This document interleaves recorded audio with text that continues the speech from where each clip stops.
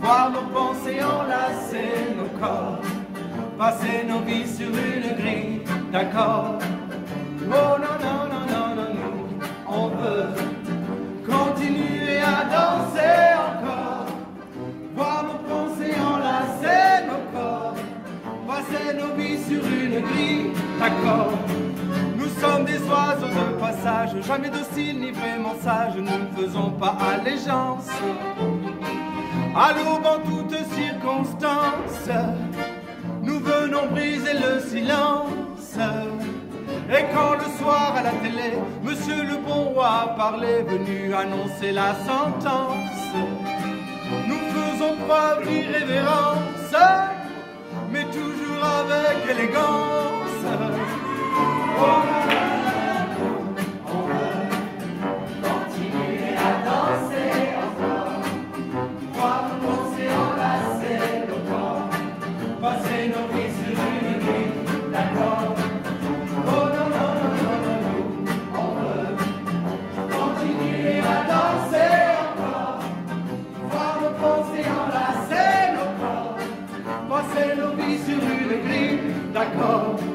auto, métro, boulot, conso, auto-attestation, consigne, absurdité sur ordonnance.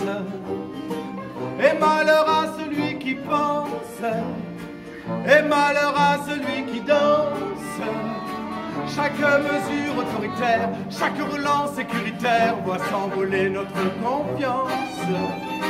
Ils font preuve de tant d'insistance pour confiner notre conscience. Oh, non, non, non.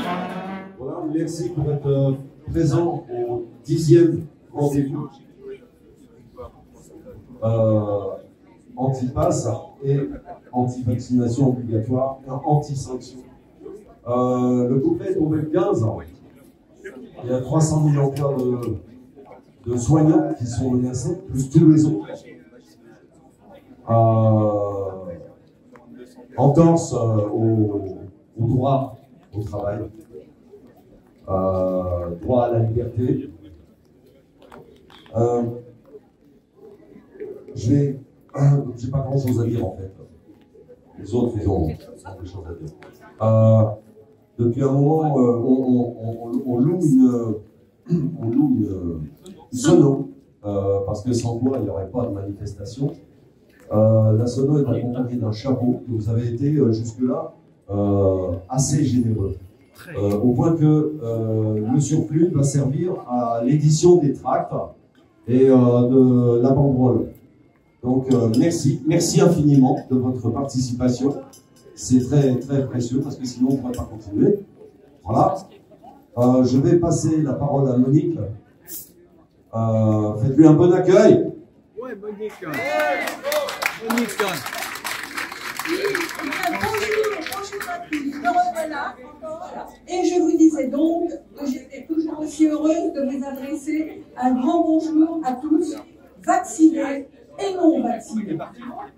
Aujourd'hui il pleut, mais nous avons au cœur un grand soleil pour chauffer notre détermination. Ce samedi est celui de notre 10e manifestation, et si nous sommes toujours là, c'est que ni Macron, ni les complices de tous bords de la campagne de peur et de terreur pseudo-sanitaire, orchestrée depuis maintenant 1 an et demi, ne sont parvenus à nous diviser. Et oui, plus que jamais, nous revendiquons non à l'obligation vaccinale, non au pass sanitaire, non aux sanctions. Enfin, un petit mot plus personnel. Moi qui me retrouve avec enthousiasme aux côtés des militants de toutes tendances au sein du comité de résistance et de reconquête de la Vienne, le Spitfire 86. Et je veux vous dire, comme la semaine dernière, que je suis indignée, en colère, révoltée même. Et pourquoi? Vous allez vite le comprendre, et je suis certaine que vous allez réagir avec moi, comme moi. Depuis 4 jours, depuis le 15 septembre, officiellement, 300 000 salariés de la santé, du médico-social et des SDIS, ce sont les pompiers, qui sont menacés de voir leur contrat de travail suspendu et de se retrouver sans salaire ni aucun revenu de remplacement. Quelle honte! Quelle honte! Alors que les hôpitaux, les EHPAD et tous les services de secours souffrent déjà d'un manque cruel de personnel. Mais le plus indigne, le plus ignoble, c'est qu'à en croire les ministres et autres représentants du système, ces 300 000 salariés ne représenteraient qu'une goutte d'eau dans l'océan des personnels soumis à l'obligation vaccinale. 300 000, une goutte d'eau, mais c'est la goutte qui fait déborder le vase. Par exemple, au CHU de Poitiers, la direction laisse entendre que 400 personnes seraient concernées. Mais 400 hospitaliers qu'on envisage de mettre dehors, c'est l'équivalent de l'usine fonte des fonderies du Poitou qui vient d'être liquidée. N'est-ce pas là un scandale à hurler? Et sur le plan national, un plan social jetant d'un coup 300 000 personnes hors de leur emploi au mépris de leur contrat de travail. A-t-on jamais vu une chose pareille? Non, c'est du jamais vu. N'est-ce pas là une attaque insupportable, intolérable, inacceptable? Oui, ça l'est. Et si le vaccin est bien une arme de destruction sociale massive, c'est parce qu'il fournit au pouvoir un prétexte inespéré pour bafouer le secret médical, le droit à la santé, le code du travail, les conventions collectives et les statuts. Pour en finir que tous les droits sociaux inséparables du service public hospitalier, en finir avec les hôpitaux dont le saccage organisé continue de plus belle. Comme à l'hôpital de Niort, où 30 lits de psychiatrie vont être gelés à partir d'octobre, compromettant ainsi un peu plus la prise en charge des patients du secteur adulte. Et cela, comme nous l'a fait remarquer un syndicaliste de cet hôpital, cela alors que de plus en plus de gens sont en train de péter les plombs sur fond de crise généralisée de notre société, de ce système et de ce régime à bout de souffle qui nous entraîne, l'air de rien, dans une forme de barbarie. Et que dire de cette rentrée scolaire où le protocole sanitaire du ministre Blanquer sert aussi de prétexte pour évincer 95 000 élèves de leur classe? Eh bien non, non, pour nous, pas question d'accepter cette remise en cause de l'obligation scolaire. Et des exemples comme celui-ci, on pourrait bien sûr en prendre beaucoup d'autres, mais le temps manque pour raconter tout ça. Alors, est-ce que ce ne sont pas là de bonnes raisons d'être en colère et de redoubler d'efforts pour résister aux mauvais coups qui pleuvent? Oui! Évidemment, oui, ce sont de bonnes raisons. Et oui, on continue!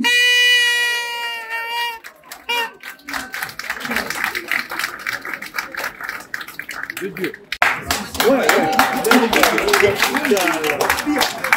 Bonjour tout le monde, il y en a qui me connaissent déjà, donc je suis Nathalie, je travaille à l'hôpital, enfin je travaillais.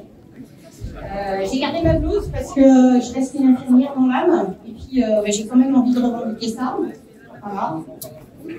Voilà. Et donc voilà, oui.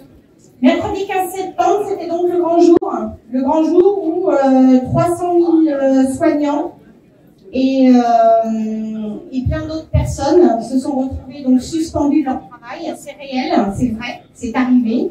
Moi, je suis actuellement en vacances, mais officiellement suspendue. J'ai reçu un courrier à mon domicile, un courrier en recommandé, qui me dit que je ne peux plus aller travailler si je ne fournis pas un schéma vaccinal d'au moins une vaccination, même 2 si c'est possible, et un test PCR négatif. Rien que ça pour aller travailler maintenant, hein, vous voyez. Véran déclare 3000 soignants seulement suspendus et une petite dizaine de démissions. Bon alors vous pouvez multiplier par 100, hein, parce que je sais pas, il doit pas habiter sur la même planète que nous, mais en tout cas il n'a pas les bonnes informations. Hein. Voilà, les vraies informations c'est 300 000. Je ne sais combien de personnes en arrêt maladie et je ne sais combien de démissions tellement il y en a. Donc nous n'avons plus le droit de travailler parce que nous avons refusé cette injection expérimentale pour notre bien-être, pour notre santé et par conviction de notre liberté de choix. Mercredi matin, dès 9h, 4 membres de l'ARH de l'hôpital faisaient les contrôles des agents qui n'avaient pas fourni leur QR code. Donc c'était une véritable Gestapo. Hein. On passait dans leur bureau. La question c'était, est-ce que vous avez un QR code? Oui, non, oui, vous pouvez aller travailler. Non, vous partez chez vous. Donc voilà. On est en guerre, hein, en effet, mais en guerre contre le peuple, je crois. Tout à fait. Et non pas contre un virus. Donc ça je vous l'ai dit. Je vais essayer d'abréger un peu pour pas rester trop longtemps. Et donc maintenant, ce sont les agents qui sont vaccinés qui vont devoir nous remplacer puisque nous sommes suspendus. Des agents qui sont déjà exploités, dévalorisés, épuisés et qui vont se mettre aussi en arrêt maladie. Ouais, voilà. Donc on se demande qui va finir par vous soigner en fait, hein, parce que entre les non vaccinés qui sont suspendus et les vaccinés qui sont déjà épuisés, eh ben, il n'y aura plus personne dans les hôpitaux pour vous soigner. Donc c'est pas grave, ils vont fermer des lits, ils vont fermer des services en entier, voire même les hôpitaux.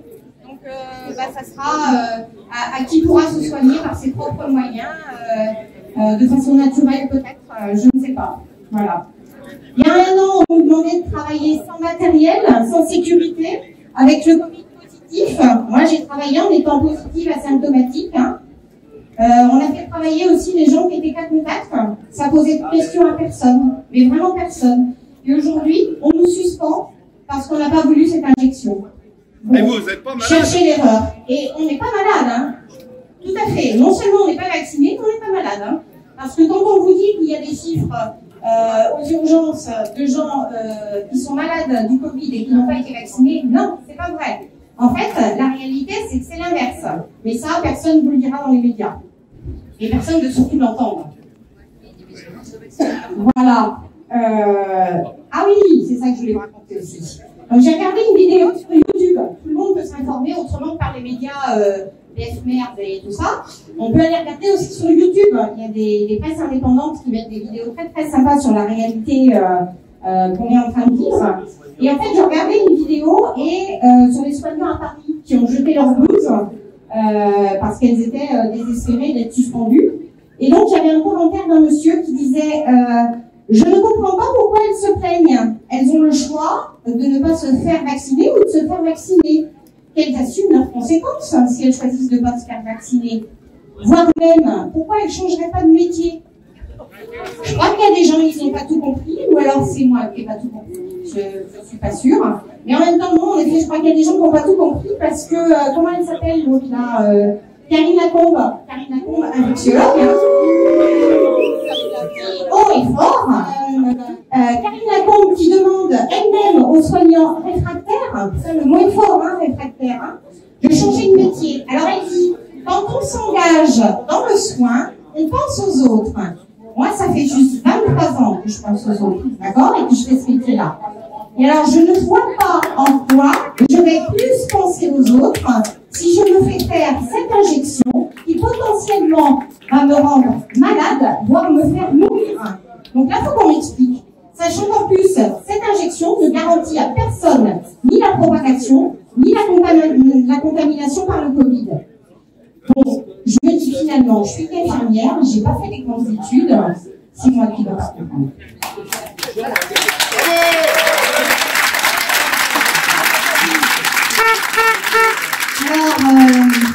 bien beau de nous demander de changer de métier, mais je crois que c'est pas tout ce qu'on va faire. Alors, il y en a, en effet, qui par dépit vont faire un autre métier, et il y en a d'autres qui ont décidé de monter des actions en justice. Donc, je vous avais dit à la dernière manifestation qu'on avait un avocat, le seul avocat de toute la Vienne, qui décide de nous accompagner dans ce combat et qui va monter des actions en justice contre nos différents employeurs. Donc, ça va leur chauffer aussi aux fesses, hein, et ça va leur faire du bien. Voilà.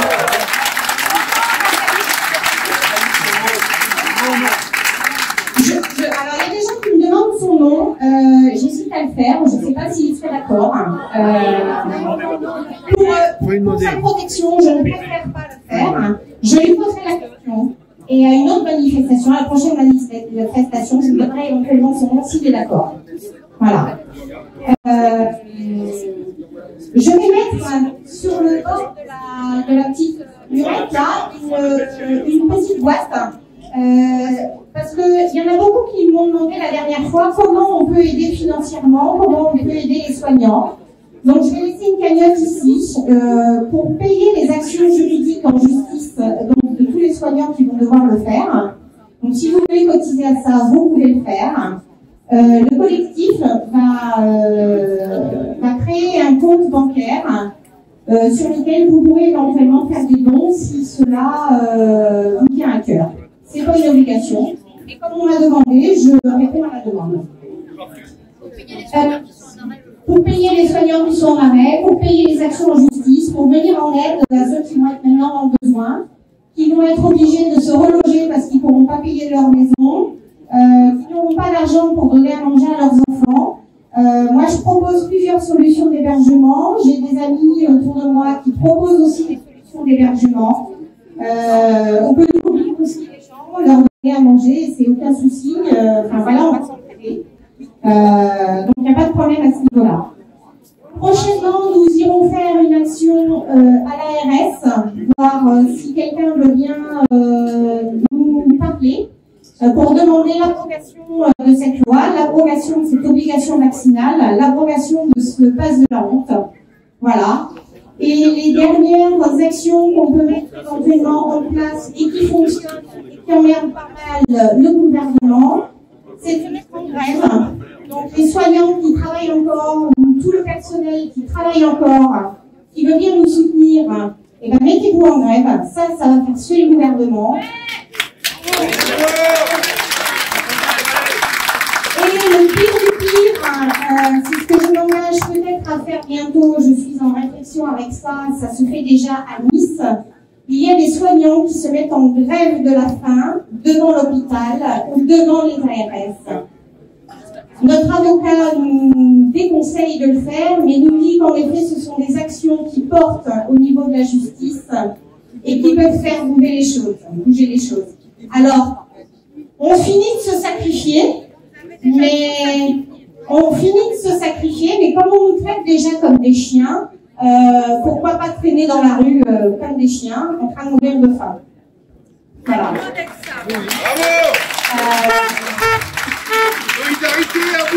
J'ai plein de camarades en arrêt, j'ai plein de collègues qui vont pas bien, qui dépriment, j'en ai qui se suicident. Peut-être que c'est ça que le gouvernement attend de nous. Je veux qu'on continue à se battre et battez-vous avec nous. Merci de votre attention.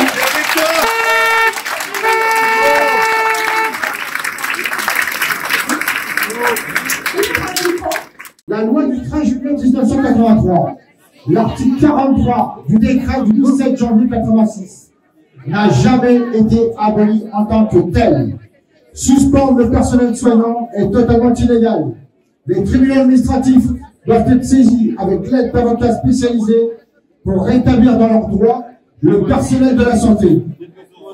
Certains cadres supérieurs de santé devraient être poursuivis pour harcèlement, menaces, diffamation.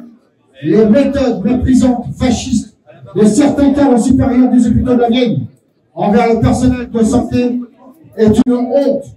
L'inoculation du poison expérimental met la vie de toutes les personnes inoculées en danger, dont plus de 23 000 personnes en France sont mortes.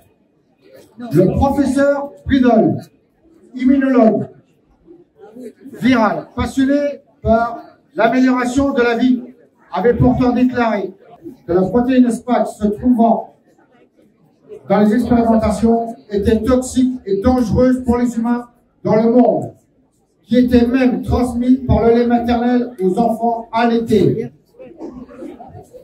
Un rapport,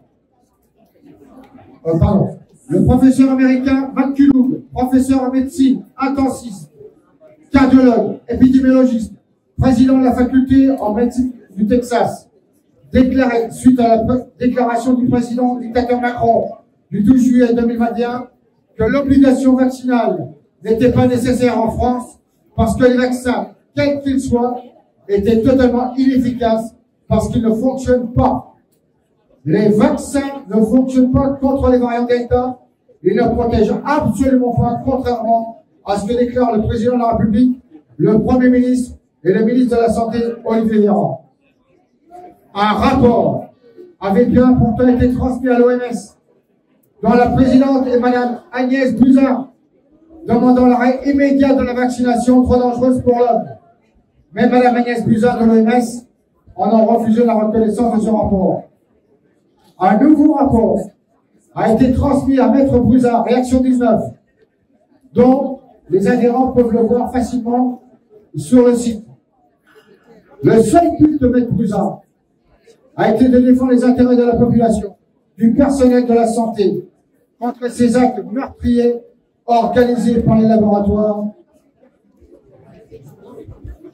et tous les chefs d'État du monde entier. Que déclare Maître Buzyn? Ne laissez personne vous enlever votre liberté de santé.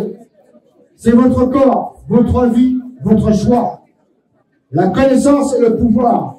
Et c'est la clé pour comprendre pourquoi les vaccins expérimentaux SARS-CoV-19 sont si dangereux, malgré leur insuffisance des médias aux ordres qui suppriment et censurent quiconque ose s'exprimer. Ne laissez jamais la culture de la censure vous rendre trop effrayé pour défendre vos droits. Les médicaments Pfizer, Moderna, AstraZeneca, Janssen ne sont pas des vaccins, mais des agrégats complexes de nanoparticules toxiques de graphène, composés de divers nanoéléments fixés à des acides nucléiques, génétiquement modifiés d'ARN, provenant de cellules animales ou véreux et de cellules fétales humaines avortées. Ça, c'est dans le rapport. Les ingrédients de ce soi-disant vaccin sont hautement magnétotoxiques, cytotoxiques, génotoxiques et pour les membranes cellulaires des plantes, des insectes, des oiseaux, des animaux et des humains, ainsi que pour leur génétique, ce qui a entraîné de graves accidents, estimés à plus de 500 millions. La mort estimée à plus de 35 millions, des 17, 18, 54 ans et plus. Tous ce soi-disant vaccins sont brevetés et leur contenu réel est donc tenu secret, même pour les acheteurs qui, bien sûr, utilisent l'argent des contribuables. Ainsi, les consommateurs, qui sont les contribuables, n'ont aucune information sur ce qu'ils reçoivent dans leur corps par inoculation. L'humanité est maintenue dans l'ignorance en ce qui concerne le processus technologique de nanoparticules impliqués, les effets négatifs sur les cellules du corps, mais surtout l'effet possible de la nano-bio-interaction magnétotoxique, cytotoxique et génotoxique sur le sang et les cellules du corps. Le professeur McCullough livre des données alarmantes au CDC, Centre pour le contrôle et la prévention des maladies, qui montre une augmentation du nombre de morts, d'hospitalisation, du nombre de dommages corporels depuis qu'elle est pratiquée sur l'ensemble de la population. Après avoir analysé la génotoxicité de la protéine Spike qui circule dans le corps et qui est susceptible d'endommager plusieurs organes, le professeur McCullough déclare que la protéine Spike est une tueuse. Je souhaite que tous les médecins qui ont participé au vaccinodrome, qui ont fait du commerce sur le dos des patients, en étant payés 460 € la demi-journée pour inoculer ce poison à des millions de personnes, soient poursuivis pour crimes contre l'humanité.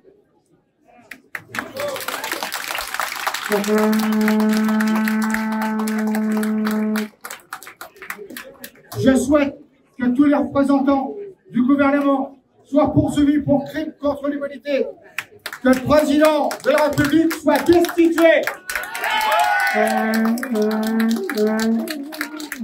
Le pass sanitaire n'est plus le mot d'ordre aujourd'hui parce que, tout simplement, le Parlement européen vient de publier un décret sur l'arrêt de la vaccination obligatoire. Et ça, c'est une exclusivité, je l'ai reçu hier. Ils ont reconnu 5 thérapies, dont l'ivermectine, qui sera mis en place le 20 octobre. Oui, c'est officiel. C'est totalement officiel. Voilà pourquoi le gouvernement est très mal à l'aise en ce moment.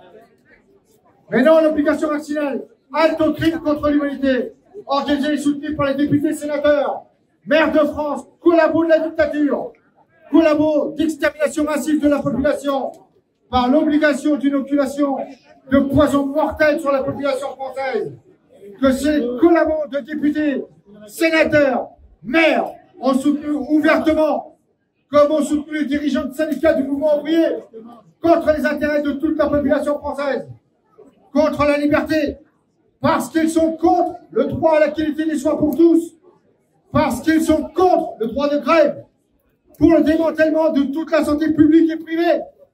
Non au crime contre l'humanité, non à la barbarie vaccinale contre les enfants, non à la barbarie mortelle de vaccination contre la population, réintégration de tous les pompiers suspendus, réintégration de tous les personnels de santé suspendus, réintégration.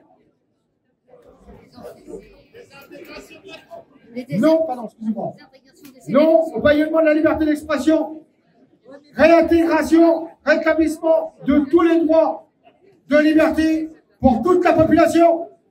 Libération de tous les manifestants emprisonnés en France. Vive la liberté, vive la véritable démocratie prolétarienne, destitution du gouvernement et de son président.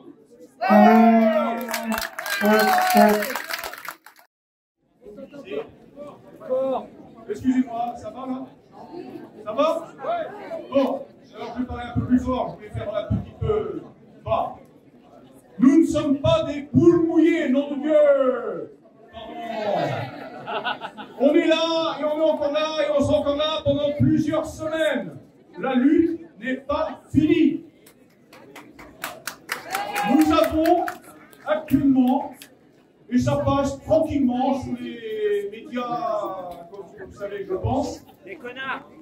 il y a un plan social, rien que dans le milieu hospitalier, excusez du peu, de 300 000 personnes. Mais c'est pas possible. Mais dans quel pays on vit? Alors, un ministre encore, pour pas longtemps j'espère, dit, bon, on en a mis dehors 3000. Ah bon? Et donc les patients qui sont hospitalisés, comment ils font? S'il y a des services qui ferment, comment ils font quand il y a des infirmières surchargées? Comment ils font quand il y a des services qui sont désorganisés parce qu'un tel ou un tel ne peut pas être là, il ne peut pas être remplacé? C'est scandaleux, c'est scandaleux. Mais encore plus scandaleux, parce que la santé, c'est quelque chose qui nous touche tous. Mais sachez, et vous le savez, combien d'intérimaires, des gens qui vont faire le ménage dans des supermarchés, des ambulanciers que j'ai rencontrés, qui sont mis devant un chantage immonde par des gens sans cœur, qui disent « Vous êtes injecté dans les 15 jours, première injection, vous êtes viré. » Et c'est pas la peine de venir pleurer, c'est comme ça. C'est honteux. Je le répète et je le répète encore. Il faut se battre et soutenir par tous les moyens. Et les moyens, ils sont là. Vous êtes là. Et vous continuez à emmerder le pouvoir. Eh bien, on les emmerdera jusqu'au bout.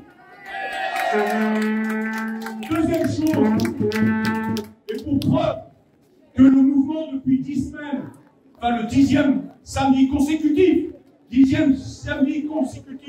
transversal du drapeau français bleu, blanc, rouge, eh bien, je ne sais pas si vous avez vu, mais vous avez, et je vous l'avais dit il y a quelques semaines, que certains journalistes commençaient à un petit peu se poser des questions. Il y a longtemps qu'ils se posent des questions, mais eux aussi sont salariés, eux aussi sont à payer. Mais vous avez eu une intervention face aux Véreux. Voilà, c'est vous qui le dites, hein. Moi aussi, je suis d'accord. Je méfie maintenant ce que je dis. Eh bien, ce Cohen, qui n'est pas réputé d'être de gauche, a quand même allumé en direct sur une émission qui est une des plus suivies par la population française, sur C'est à vous, a quand même mis pied au mur le ministre. Il n'a pas pu répondre. Il lui a dit, vous avez dit ça, vous venez de dire ça, vous avez dit ça, contradiction en moins d'un mois. Il n'a pas pu répondre. C'est un premier signe. Deuxième, Pujadas, lui aussi, il travaille sur une chaîne grande audience qui n'est pas particulièrement de gauche. Mais c'est pas grave, c'est bien. A aussi eu des problèmes avec un professeur, parce que le professeur se contredisait à longueur de temps. Troisième chose, et vous l'avez vu dans le journal peut-être aujourd'hui ou hier, je ne sais plus, mais c'est tout récent. On commence à publier des cartes où le pass sanitaire va être levé.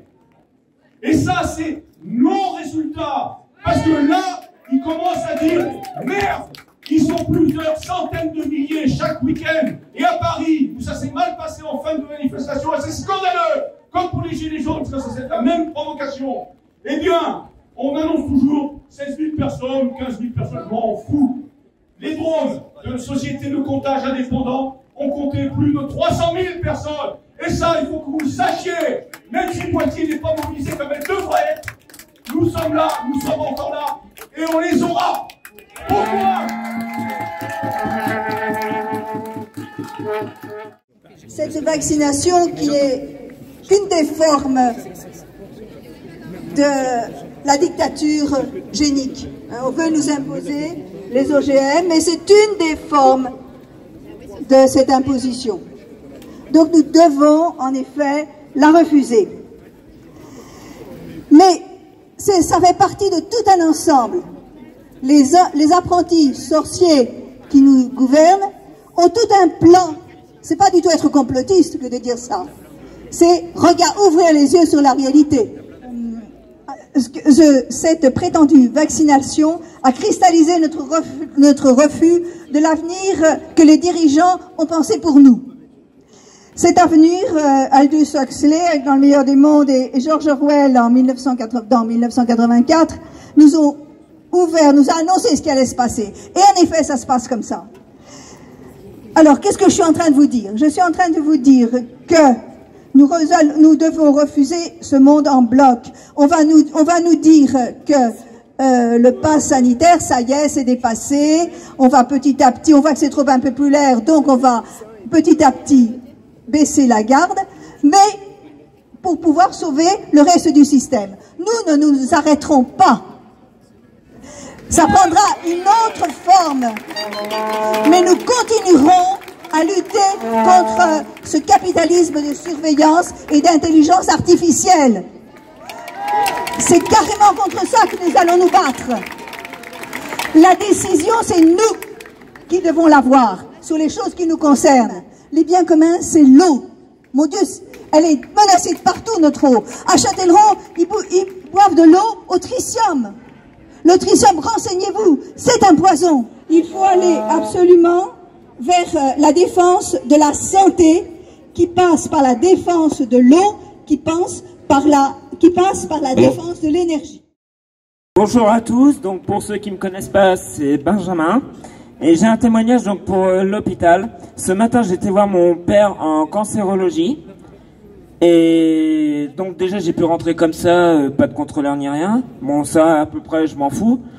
J'arrive au service oncologie, déjà, tout noir. Pas de lumière, pas d'électricité. Je me dis, ça y est, je suis dans un cimetière. Et j'arrive au service où mon père, il est. 4 infirmières, un médecin pour énormément de malades. Tout le reste du service était fermé. Et j'entends dire une infirmière, bah, je suis débordé, j'ai trop de patients à voir. Bah oui, mais à cause de ce connard, et puis de ce connard de passe, et bah voilà, bah du coup, les patients ainsi que mon père n'ont pas les soins adéquats pour se faire soigner. Donc, sachant qu'en plus, ils sont dans un service qui est quand même important, parce que disons-le que le cancer c'est quand même une maladie importante, Eh ben moi je trouve ça dégueulasse que mon père et les autres n'ont pas les soins adéquats pour se faire soigner. C'est tout. Oui à la liberté, non passe sanitaire. On nous a annoncé un terrible danger. Les médias s'appliquaient à nous terroriser. Les esprits éclairés ont vu le monde basculer. Les peurs exacerbées contrôlaient les pensées. Les peurs exacerbées contrôlaient les pensées. Un jour on nous a dit, il faut sortir masqué. Beaucoup ont obéi, sans oser s'opposer. Et puis on nous a dit, il faut rester chez vous. Mais quand on a de l'esprit, on se dit que ce monde est fou. Mais quand on a de l'esprit, on dit que ce monde est fou. On nous a interdit les câlins, les bisous. On a masqué les petits, privé les jeunes de tout. C'est quoi cette société où faut tout sacrifier? Où les jeunes doivent trinquer pour sauver leurs aînés? Où les jeunes doivent trinquer pour sauver leurs aînés? Le vaccin arriva et c'est contagieux. Allez donner votre bras, sinon vous êtes dangereux. La haine est messagère, nous on veut pas tester. Des enfants sacrifiés ou privés de liberté. Des enfants sacrifiés ou privés de liberté. Puis on s'est fait jeter, malgré tous nos efforts. On s'est trouvé privé d'un métier qu'on adore. Mais rien ne pourra jamais nous empêcher de rêver. Réapprendre à aimer et puis se retrouver. Réapprendre à aimer et puis se retrouver.